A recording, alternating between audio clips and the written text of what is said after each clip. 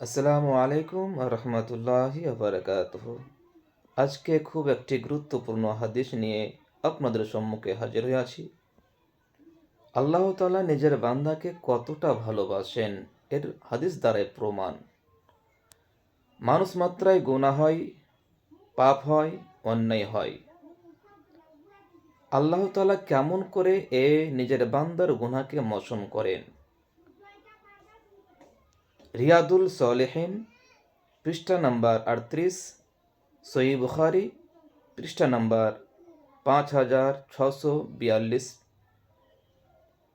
হজরতে সঈদ রাদিয়াল্লাহু তাআলা আনহু হজরতে আবু হুরায়রা রাদিয়াল্লাহু তাআলা আনহু থেকে বর্ণিত করেন যে নবী পাক সাল্লাল্লাহু আলাইহি সাল্লাম বলেছেন যে মুসলমানদের যে কোনো ক্লান্তি, অসুখ, চিন্তা, শোক, এমনকি তার পায়ে কাঁটা লাগলেও এর মাধ্যম দিয়ে আল্লাহ তাআলা নিজের বান্দার গুনাহকে মাফ করে দেন।